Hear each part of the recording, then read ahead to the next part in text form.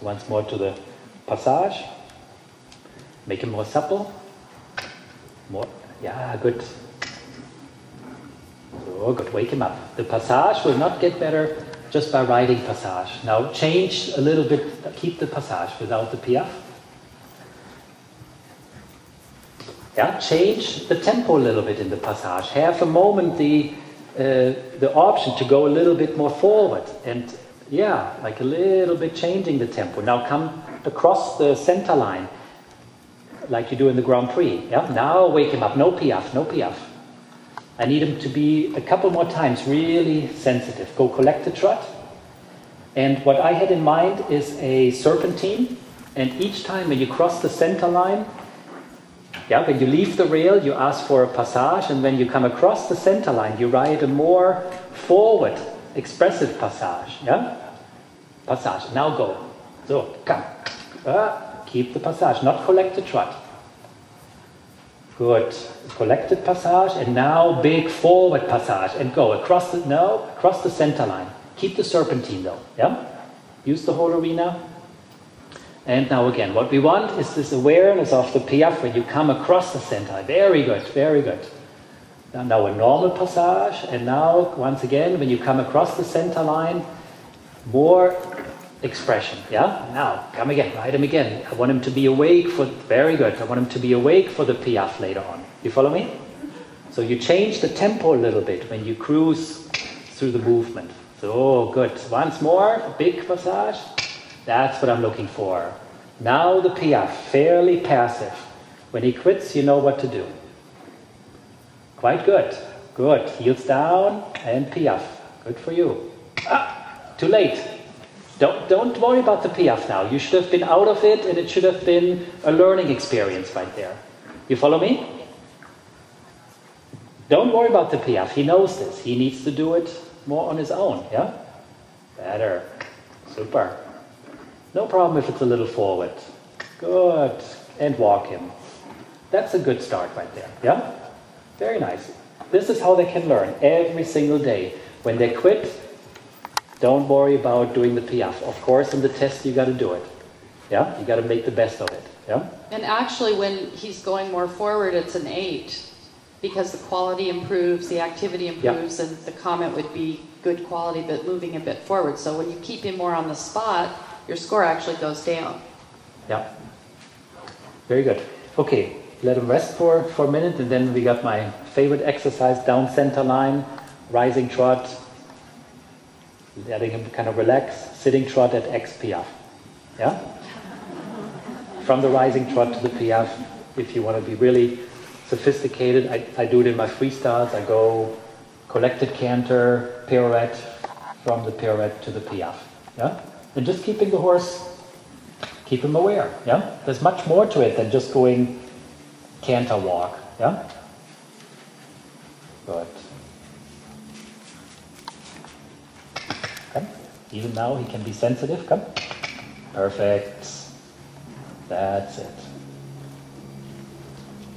Good job. He can walk like this. Yeah? That's a nice overstride now. Good. Okay. When you're ready, rising trot, yeah, and even in the rising trot, you can have him nicely in front of you, center line. That's nice. He keeps a little bit more cadence now, even when you go posting trot. That's good. So, very good. And center line, sitting trot to the piaffe. Few steps are fine. When he quits, you know what to do. Yeah. No, rising trot still. You're preparing him too much. Yeah. Good. Now sitting trot piaffe. Quickly. Get it done. Takes too long. Takes too long. You simply put it in place. Not passage. Yeah? Do it again. Rising trot forward. That was good right there. Remember, if he quits on you, we're still learning. Yeah? No problem if he makes a mistake. We'll do it at X. Yeah?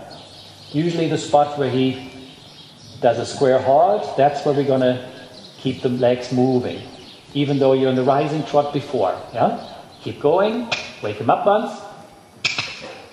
So, good. And sitting trot. And piaffe. Quickly. Get it done. Yeah. Come. Wake him up. There you come. Not. Yeah, but you're doing the same thing again. He quit on you and you still ask for the piaffe. When he quits, immediately forward. Don't worry about the movement at that time. Worry about the learning experience, okay? He needs to think forward, and he stops when you bring him back. And he still needs to think about keeping his hind legs in gear, yeah? Wake him up. So, and now, quickly. Bring him back. Bring him back. Good. And rising trot forward again, yeah? Now, and then you can, at the end, you can put that in a few times. Doesn't matter where you are, on a diagonal, on a center line, on a short side, yeah? And you just find out, is this whole attention thing, is it still there? Okay? Good. That's it. Very good. Yeah, do it once more. Wake him up. Good. And now passively to the piaffe. Sitting trot. Good for you. That was nice. Heels down. Good for you. And once more. Good.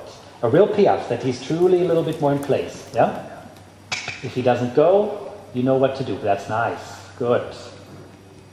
Okay, I like that idea. From a light 8 going forward. Yeah? Good. No problem. Wake him up. And now quickly to the piaffe without too many passage steps in between. Yeah? Just get him under. So, in place. Good. So, that's what I'm looking for. And a few steps are fine. Yeah? Good. It's that initial transition, that the first 3-4 steps, those are the ones that count more. The most. You follow me? If he quits there, that's the biggest problem. Yeah? Good. It's enough for him. Yeah? Motivation away. Yeah? And especially with the horse that's 17, Floriano will be 18 years old next year. Yeah? I mean, if I don't keep it creative like that, and I don't allow him to do a few things on his own, it just, that whole motivational thing goes away. And then you get a lot of resistance, and, you know, as long as he still wants to do it, we'll let him do it. Yeah? So to me, that's the idea, to work the horses, and I believe in happy horses. Yeah? Okay. Let me just talk once about the conformation, because these two are very interesting. We just had a dressage sport horse breeding judges seminar, and Lilo, Ann, and I were the moderators, and our goal was to try to standardize our judging for sport horses, because it's not very standard right now. And one of the problems we have is with the conformation, and one of the disagreements we had is when the horse is standing there and you give your conformation score, do you change that score when you see the movement? Because every so often you see the horse of your dreams, oh, here they come, and you give it an 8.5 on conformation and it can't move. Or you see a horse that doesn't look so good standing still, but it overcomes its conformation when it moves. So what we decided is that we would have in our mind a score, but after we saw the movement, we would be able to adjust that score a little bit.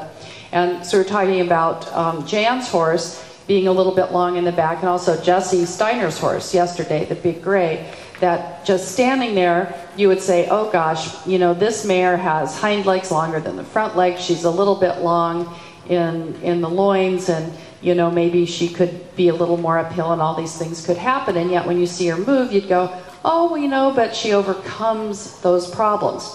And Suzanne's horse, I mean, when he came in, I looked at him and I thought, wow, you know, he's got sort of a big, deep body, and he's got little short legs. So for the size of his body, I would like to see him be much taller. And so conformationally, I would say proportion-wise, I don't love him, and yet when he moves, you actually have done a great job with the training, because you've shown us that dressage can improve the basic gaits that God gave the horse, because we saw a little bit sort of the plain canter, and we saw a bit the plain trot, and yet with the training and the muscling, he becomes something where I don't even notice that his body's a little heavier and his legs could be longer. He becomes very, you know, very lovely to watch and very harmonious. So